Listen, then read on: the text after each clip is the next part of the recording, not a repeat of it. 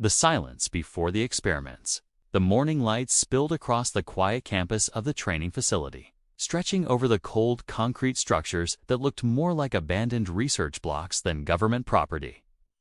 Good morning, everyone, and welcome to Spyward Story. Before we start today's cinematic deep dive into the secret world of psychological intelligence, tell us in the comments where you're watching from.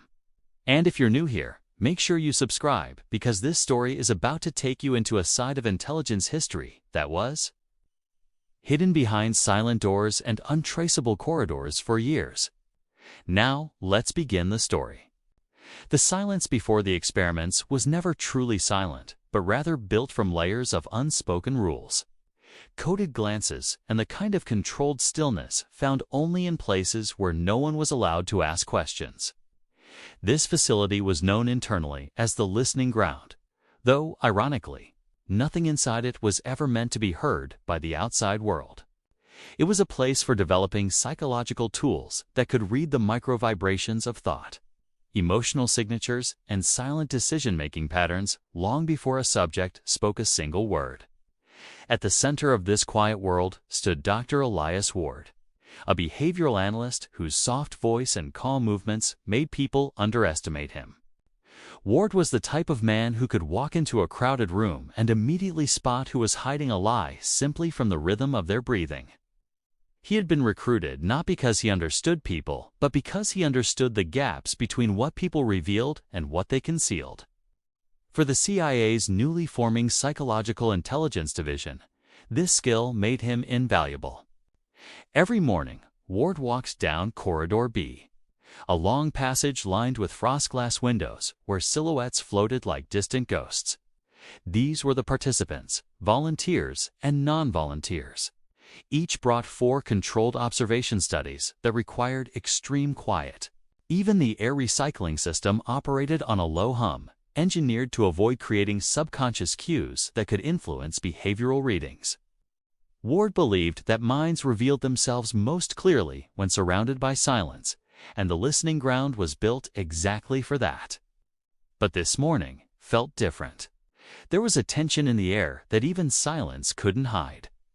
The project director had requested Ward in the main analysis chamber, a rare occurrence because the director usually operated from a sealed office shielded by multiple sound baffles. Ward entered the chamber and saw 2 unfamiliar faces at the side panel, both wearing analytic uniforms but carrying themselves with the stiffness of field operatives. It was an unusual mix, and Ward immediately sensed that something classified was about to be placed on his shoulders. The director greeted him with a nod and shifted a thin folder toward him, its edges worn as if it had passed through too many hands too quickly. Inside was a light profile of a man with no name, no past, and no recorded speech. The only detail included was that he held information crucial to a growing foreign threat. Yet, for reasons unknown, he had not spoken a single word during interrogation. Medical checks showed no signs of injury, psychological trauma, or voluntary silence. It was as if he had locked his thoughts in an invisible vault. Ward studied the blank expression in the attached photograph. This wasn't silence from fear or rebellion. This was something deeper, something intentional. The director explained that conventional methods had failed. The man refused to communicate, not out of defiance, but through a method they believed was trained into him. That was why Ward's division had been approached. They needed to read the mind of a man who refused to speak, not just verbally, but cognitively. They needed to break into a silent world without ever touching him. Ward felt the gravity of the request. This wasn't analysis. This was extraction, a silent dive into a stranger's patterns, memories, and involuntary signals. It was a task that required precision, neutrality, and patience. But the director's eyes revealed urgency. Whatever the man knew had a timeline, and the clock had already begun. Ward accepted the assignment without a word. His mind raced with probabilities, techniques, and tools they could use, from micro-muscle mapping to subthreshold facial drift analysis. But deep inside, a quiet unease formed. This was not like the usual psychological decoding cases. This felt like stepping into a quiet storm whose center was invisible. He walked back through Corridor B, the silence around him now sharper, heavier. His instincts told him that this mission would test not just his skills, but the very boundaries of psychological intelligence. And as he looked at the last page of the folder, he realized the silence of their subject wasn't just resistance. It was a warning. Ward paused near the frosted window of the isolation room, watching the faint silhouette sitting motionless on the other side. The silence before the experiments was beginning to crack, and whatever waited inside that stillness was about to change everything. The moment Ward stepped into the observation hallway, the atmosphere felt heavier than before. Silence didn't just fill the space here. It pressed against the skin like a soft weight. This building was engineered to swallow every sound, every echo, every vibration. Even footsteps dissolved before they could complete their rhythm. The room with no echo had earned its name long before Ward joined the project, and today he would have to step inside it with a mission more delicate than anything he had faced. He moved through the dim corridor, passing layers of sound-dampening walls that grew thicker with each turn. At the threshold of the core chamber, a security officer checked his clearance, then unlocked the pressure-sealed door. As the door opened, the familiar absence of sound washed over him. Not quietness. Absence. A kind of engineered void. Inside, the subject sat at the center of the chamber, motionless, illuminated only by a thin circle of white light from above. His posture was disciplined, neither tense nor relaxed, and his gaze was fixed at the floor as if he were contemplating a secret buried beneath the tiles. Ward watched him through the transparent pane of the secondary observation barrier, studying the micro-layers of behavior that most people overlooked. He noticed the subject's breathing was steady, calculated. His fingers rested lightly on his knees, unmoving. His shoulders were positioned not forward, not back, but perfectly neutral, as if he were trained to remove every expressive clue from his body. Ward realized this man wasn't silent by chance. He was conditioned for silence, sculpted for it. The chamber team approached Ward with a small handheld console. It displayed micro-expression sensors, thermal drift markers, and ocular microfluctuation readings. The numbers were almost flat.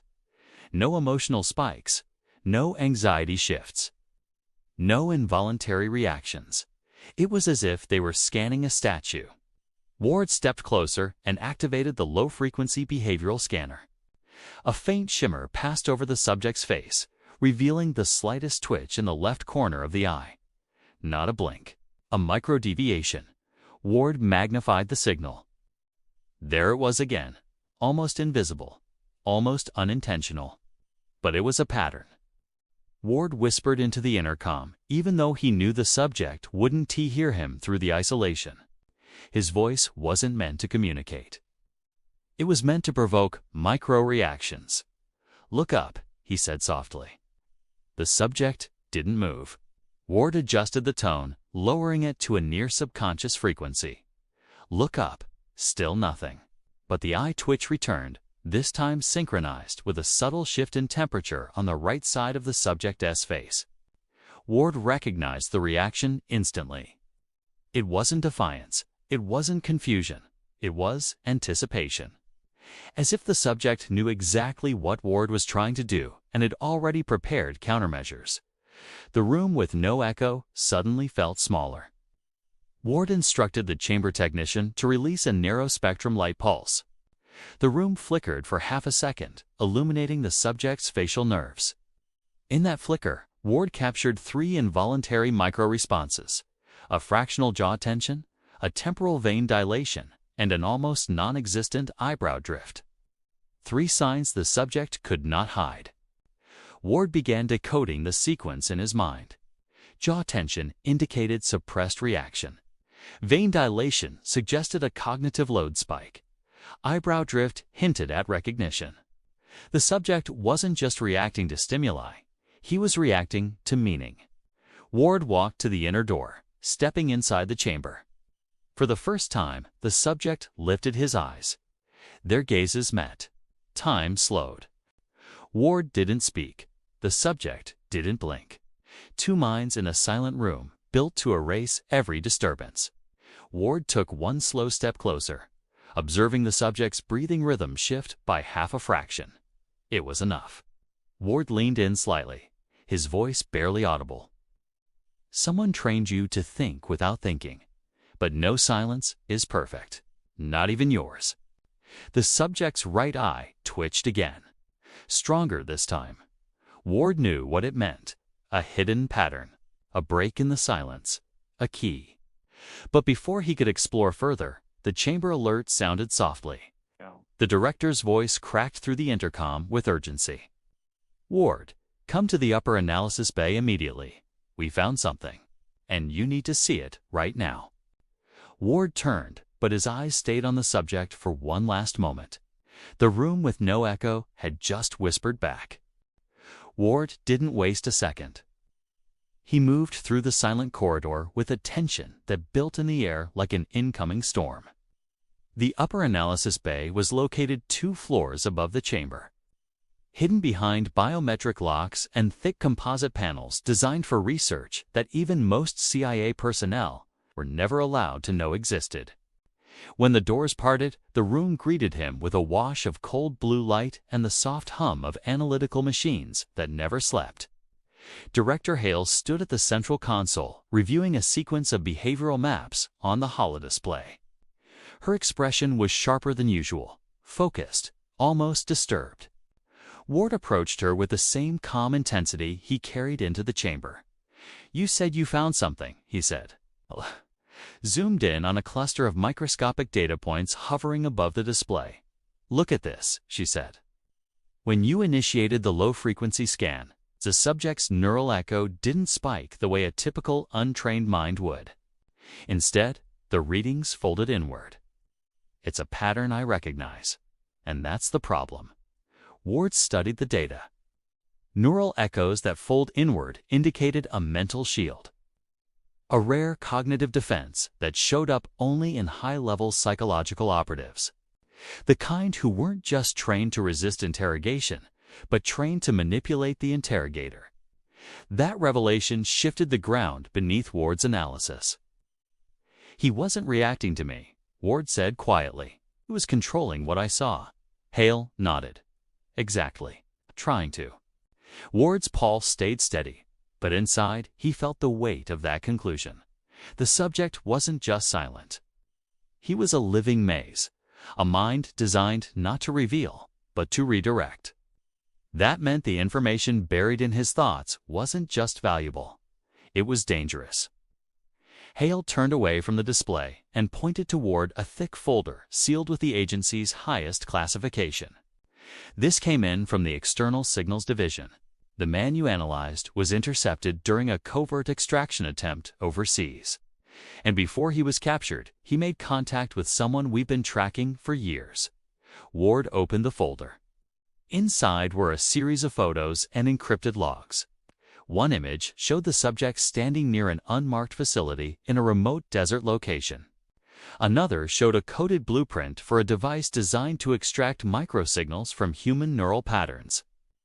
A technology so experimental that even the CIA's own labs hadn't perfected it. But the last page was the one that froze Ward. It was a neurological diagram, a map of neural responses, and every marker, every spike, every signature matched the exact same micro-reactions the subject had shown inside the room with no echo. Ward whispered, "He's been through this before." Hale's voice dropped. "Not with us.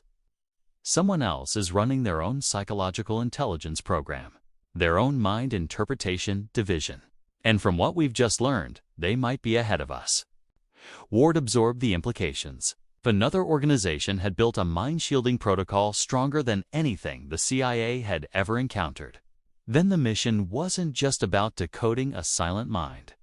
It was about discovering who trained him and what they were trying to hide. Hale stepped closer. "We need to move fast. I want you to run a deep pattern microanalysis on the subject. Use whisperline tools if you must.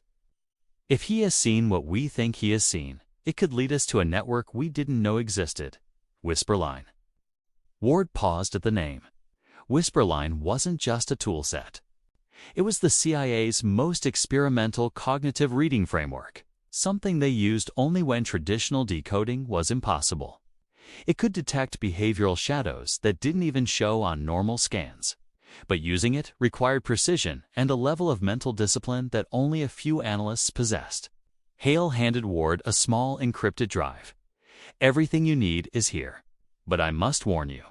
If the subject has counterpatterns embedded in his cognitive responses, Whisperline might trigger them." Ward understood the risk. Counterpatterns could cause subconscious feedback, distort neural echoes, or even push misleading cognitive signals back into the analyst. It was like walking into someone else's dream, knowing they could manipulate the walls around you. Ward tightened his grip on the drive. "I'll handle it." Hale gave him one last look, then go. "The subject is being transferred to the deep analysis chamber. We'll have one chance to break through his silence." Ward left the bay with the same steady stride. But something new lingered in his thoughts. The subject's eye twitch, the hidden micropatterns, the anticipation in his posture. None of it was random. None of it was defensive. It was a signal, a message, a locked doorway waiting for the right key. As Ward entered the dim hallway leading to the next chamber, the reality settled deeper. To decode this man's mind, Ward would have to step into a psychological battlefield designed by an intelligence division no one had ever admitted existed. And as the door ahead opened, Ward finally understood the truth. The subject wasn't the mystery. The program behind him was. The deep analysis chamber was buried in the quiet shell beneath the main facility, a place few analysts had clearance to enter, and even fewer had the nerve to work inside. The corridor that led to it curved downward like a spiral into silence, with each step muting the world above until only the steady rhythm of Ward's breathing remained. The Whisperline division never advertised its existence. Even within the CIA, it lived as a rumor whispered only by those who accidentally brushed against its research. But now, Ward was walking straight into its center, carrying the encrypted drive Hale had given him. Its weight symbolic and heavy, like a key to a door no one was meant to open. The chamber door recognized him with a soft pulse of blue light and slid open. Inside, the air felt colder, thinner. The lighting was dim by design to sharpen cognitive focus. Ward approached the main console, a wide curved station with black glass panels that activated at the slightest touch. In the center of the room sat the subject, wired into a series of non-invasive neural receivers that glowed faintly with synchronized pulses.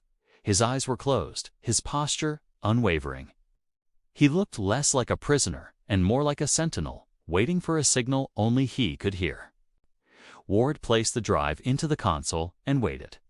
The system scanned it with a crystalline hum and then projected a rotating web of Whisperline matrices above the platform. They resembled spirals, not static diagrams, but fluid structures that adapted like living organisms.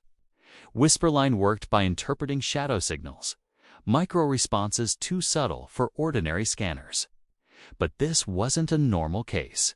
Ward already knew the subject wasn't resisting him. The subject was guiding him. The danger wasn't in decoding too little. It was in decoding exactly what the subject wanted him to see. He approached the subject and spoke calmly. "We're going to continue. No reaction, no flicker. Only that same perfect stillness." Ward took his seat at the console and ran the first phase. Neural micropatterns appeared immediately, blooming like constellations in the Holidays play, shifting in rhythmic pulses. But something was wrong. Whisperline usually unraveled a mind's defensive architecture layer by layer. This mind unfolded too quickly, too cleanly, almost eager to reveal itself. Ward narrowed his eyes. "You're not shielding yourself," he whispered. "You're performing." He shifted to the second layer. Suddenly, the patterns changed sharply and unnaturally. The new readings showed deliberate cognitive distortions, intentional echoes inserted into thought pathways. Someone had trained the subject to generate misleading psychological footprints. Whisperline didn't just decode the mind now. It risked being misled by it. Ward opened the calibration menu and deployed a dual-phase shadow filter, a technique Whisperline analysts rarely used. The system's tone deepened. Threads of false data peeled away, revealing a secondary layer below it, one that didn't match the subject's physical reactions at all. Ward's pulse quickened. This wasn't a defense mechanism. It was a signature, a cognitive watermark. Someone had engineered this mind. The realization hit him like a surge of cold electricity. He wasn't decoding a single person. He was deciphering the blueprint of an entire program. A psychological intelligence initiative powerful enough to design artificial mental signatures and shield operatives with fabricated thought patterns. Whoever built this wasn't just ahead of the CIA. They were working on a technology Ward had only theorized in private analyses. A technology that could weaponize human thought. Ward reached for the neural interface controls and engaged deep phase tracing. The lights around the chamber dimmed further as the system filtered every microreaction in the subject's neural fields. A soft vibration filled the room till a spare line projected a new pattern. A silent map of pure cognitive instinct, stripped of deception, stripped of surface noise. What Ward saw wasn't a mind hiding a secret. It was a mind holding a message. The central pattern curved like a spiral, branching into lines that branched again into smaller pathways. It resembled a location marker, a coordinate, but not geographical. Psychological, it encoded something deeper, something that required interpretation rather than translation. Ward examined the pattern closer. Each branch contained rhythmic clusters. The clusters matched a behavioral sequence. The sequence matched an emotional imprint.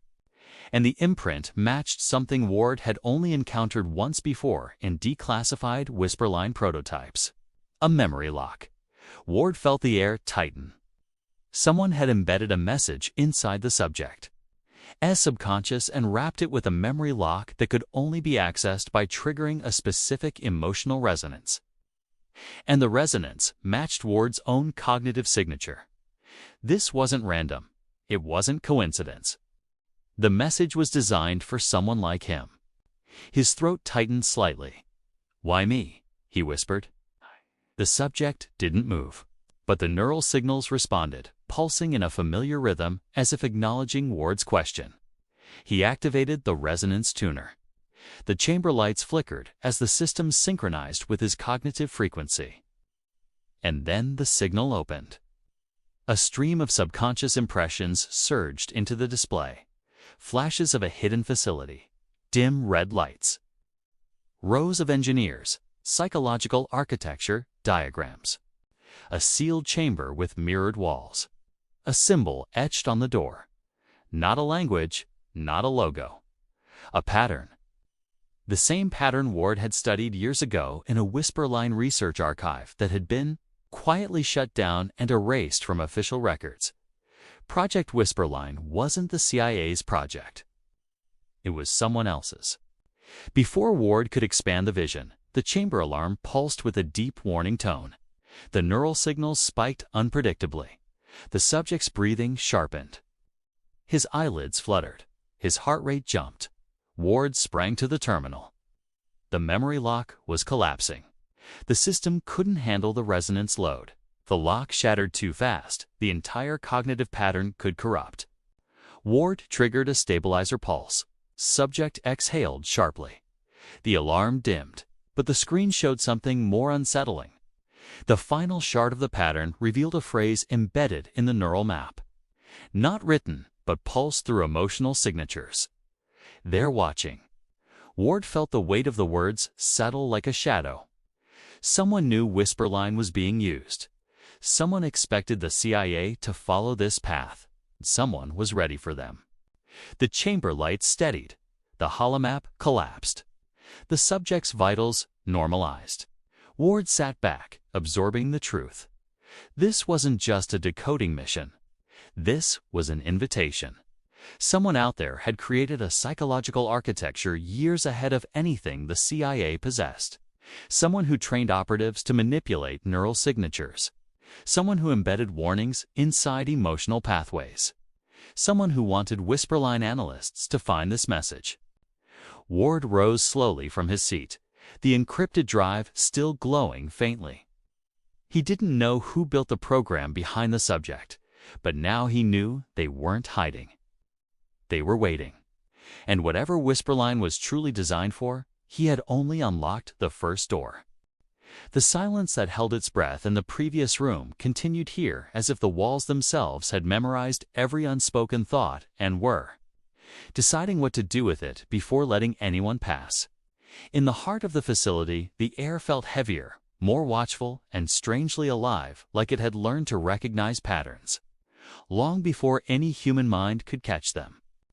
The pattern seekers were not just analysts or observers. They were the ones who believed that inside every thought, inside every blink, inside every hesitation, there existed a sequence, a hidden shape waiting to be decoded. They gathered around a long, polished table illuminated from above by a single beam of muted white light that made their faces appear half in shadow, half in revelation. Their task was to locate meaning where normal intelligence tools saw only noise, to identify the invisible logic behind the chaos of human minds.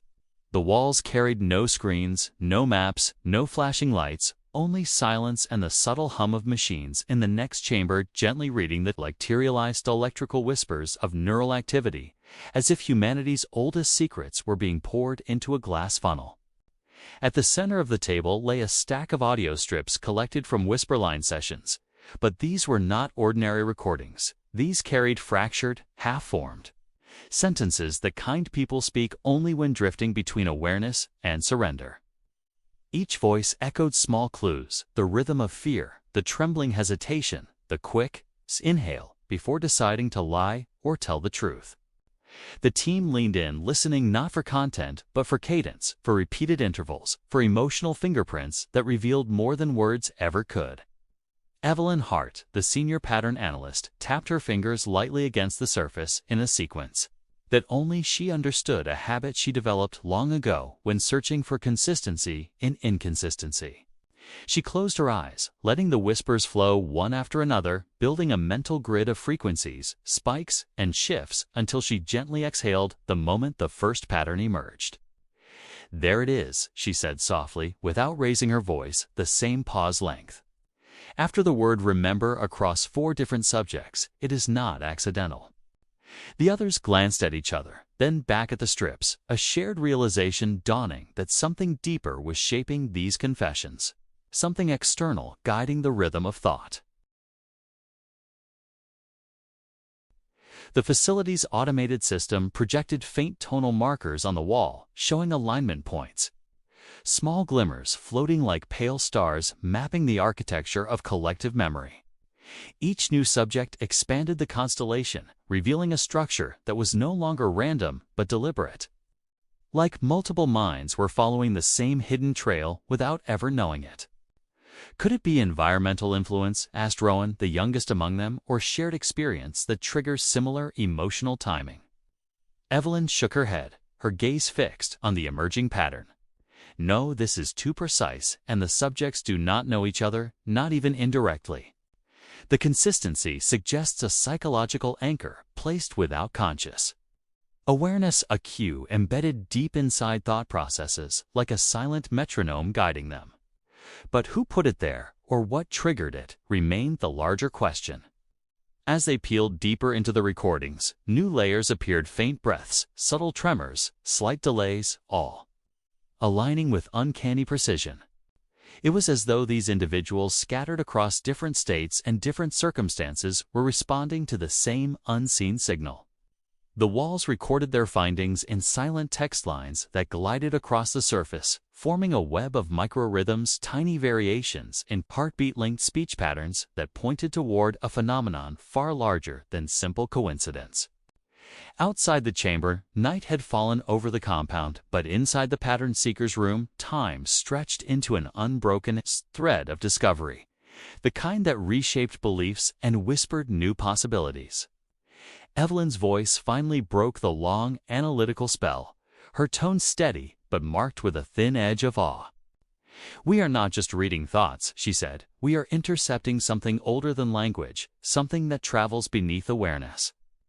Rowan leaned back, his eyes wide, a strange mix of excitement and fear flickering in them. "Are you saying these people are connected without knowing it?" She nodded slowly. "Not connected, communicating."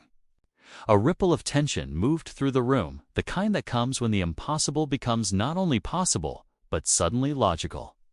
They played the sequences again, layering them atop one another until the overlapping pauses formed a pulse, steady, consistent, and unmistakably intentional.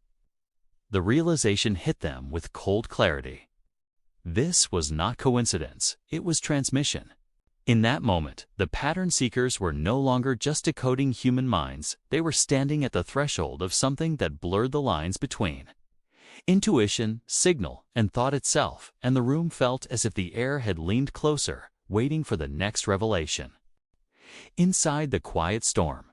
In that moment, the pattern seekers were no longer just decoding human minds, they were standing at the threshold of something that blurred the lines between intuition, signal, and thought itself, and the room felt as if the air had leaned closer, waiting for the next revelation. And as that awareness settled over them, the facility seemed to shift its weight like a giant creature, adjusting in its sleep, sensing that its secrets were being approached from an angle no one had ever dared before.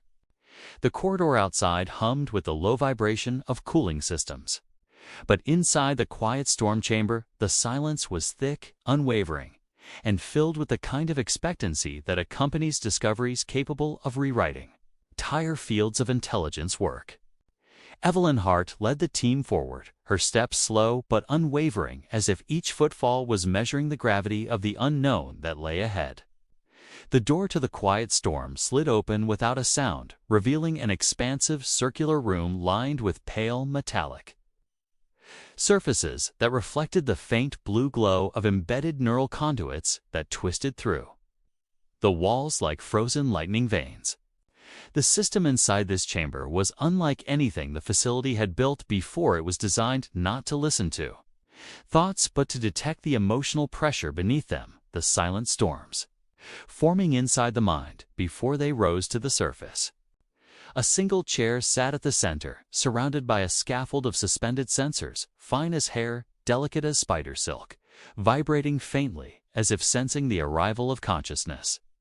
Rowan exhaled slowly, realizing that the chamber was not named after external noise, but after the turbulence hidden within the human mind, the shifting storms that shape decisions before words ever formed.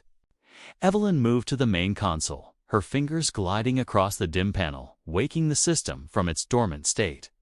The quiet storm opened its internal channels, and a soft pulse rolled through the room like the first low rumble of distant thunder. She loaded the recordings from Whisperline, layering them with the new rhythmic patterns uncovered in the previous analysis, and the system reacted immediately, recognizing the cadence of the hidden signal. On the walls, swirling clouds of light began forming complex shapes, swirling, pulling, stretching, as if trying to arrange themselves into a map of unseen mental currents.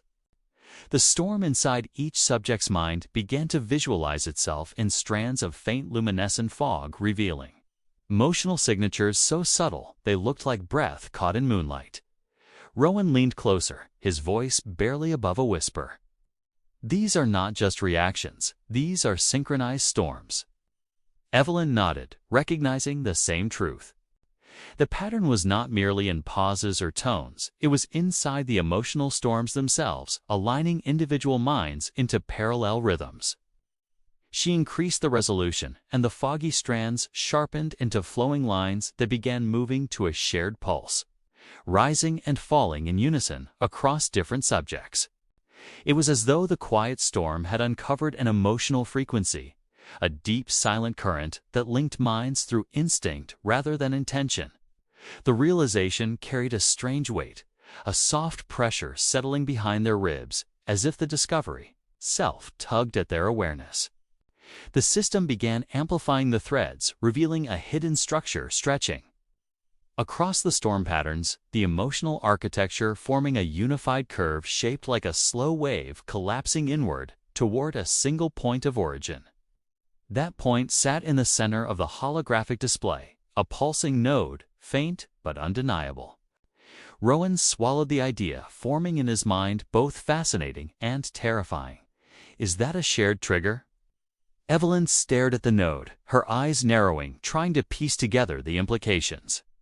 It is something that acts before thought, something that resonates beneath consciousness like a whisper buried so deep that subjects never realize it is shaping their reactions. The room felt tighter, as if listening itself, careful not to interrupt. They fed more data into the system, and the storm expanded, forming spirals that converged around the same node no matter the person, no matter the background or state of mind.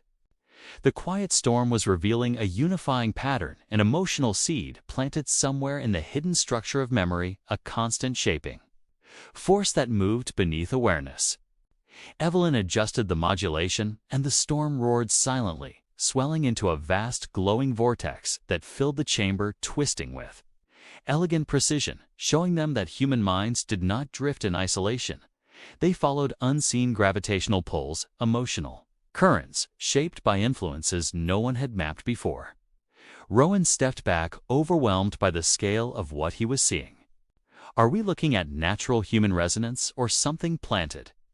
Evelyn hesitated, a rare crack in her usually steady certainty. That is the question this room was never meant to answer, but it might show us the direction. The vortex slowly calmed, narrowing into a steady stream that broke into threads, forming a pathway like a bridge between minds. The patterns were no longer chaotic, they were a quiet storm, organized, guiding, echoing us, something that had been waiting to be discovered. And in that moment, they realized that the quiet storm did not simply reveal hidden emotions. It mapped the unseen forces shaping them, forces that suggested someone somewhere had already understood these currents, long before the CIA had even dreamed of reading minds. The thought that changed history. Someone somewhere had already understood these currents long before the CIA had even dreamed of reading minds, and as that realization settled through the quiet storm chamber, the air felt charged, as if history itself was leaning forward, waiting for the next junction where understanding might transform into consequence. Evelyn Hart stood motionless, her eyes fixed on the swirling emotional pathways still hovering in the holographic haze, the luminous threads folding and unfolding like the inner mechanics of a living constellation. Rowan stepped beside her, his voice low, steady, yet carrying the weight of a truth none of them wished to fully articulate. If someone knew how these signals worked before us, then someone has had influence over human emotional resonance for longer than any intelligence agency existed. Evelyn didn't answer immediately. She was navigating through layers of archived micropatterns, layering them against the quiet storm-'s visualizations, and what emerged was not just a pattern, but a signature, a repeating emotional pulse so faint it could pass as instinct, yet distinct enough to survive across demographics, languages, ages, eras, and psychological states. The signature had been hiding inside human emotional storms, like a shadow cast before a flame, subtle. It's invisible until illuminated by the right spectrum. The system magnified it, slowly revealing a scaled rhythmic imprint woven through responses to fear, curiosity, hesitation, and truth itself, a universal emotional watermark. Rowan's breath caught. This isn't man-made, is it? Evelyn shook her head, because the truth was more nuanced, more staggering. It was artificial, but it was untouched. Either it was as though someone had discovered this natural resonance centuries ago and built quiet, invisible methods of guiding it, ways that created coordinated behavior without overt manipulation, shaping how groups perceived danger or trust or silence. The quiet storm projected centuries of historical behavioral data, and as it layered across the emotional map, patterns began to align, demonstrating moments in time when populations reacted with uncanny synchronicity. Without communication, without visible influence, guided by an odd current no one had ever recognized as a force. Rowan whispered, almost afraid to break the fragile understanding forming between them. Emotional physics. Evelyn nodded. The mind has gravity, then this signature is the hidden tide. She ran a deeper scan, and the quiet storm chamber shifted its place, showing how this resonance had threaded itself into countless psychological studies without being detected, always dismissed as random variation or background noise. But now illuminated, it showed a grander structure, a subtle but consistent pulse, shaping the emotional storm inside every mind. The implications hit Rowan in a crashing wave. That means people are connected in ways we never studied, ways that go beneath thought, beneath identity, beneath culture. Evelyn looked at him, and for the first time her voice carried something close to awe. This could redefine intelligence work, not by intercepting information, but by understanding the emotional architecture that makes information meaningful. The quiet storm pulsed brighter, as if responding to the revelation, and Evelyn initiated a full spectrum run merging Whisperline-esque decoding tools with the quiet storm's emotional mapping. The result was instantaneous. A vast resonance network appeared, stretching like a web of invisible threads, binding human emotional storms into a shared rhythmic field, not fully controlled by anyone, but subtly influenced across eras by those who had glimpsed the structure before it faded into obscurity. Then the system detected something new, a small, irregular spike inside the resonance field, a disturbance pulsing on a frequency that didn't match any historical pattern. Rowan's eyes narrowed. That's not random. Evelyn amplified it, and the spike unfolded into a shape, a signature, not natural, not instinctive, but recent, sharp, deliberate, like a new emotional imprint introduced into the global resonance less than a decade ago. She leaned closer, feeling a cold realization settle in her chest. Someone isn't just understanding the quiet storm, they're using it. Rowan stared at the shifting pulse, the implications spreading through him like a slow, rolling quake. This changes every assumption we've ever had about influence, about intention, about how information shapes the world. Evelyn's voice lowered to a whisper wrapped in tension. This isn't mind reading anymore. It's mind direction. The quiet storm responded with a low harmonic pulse, the emotional field tightening as though preparing to reveal the final truth, and for the first time, both. Evelyn and Rowan understood that they were not standing at the end of a discovery, but at the dawn of something that would reshape the limits of intelligence itself and redefine how history moved through human minds.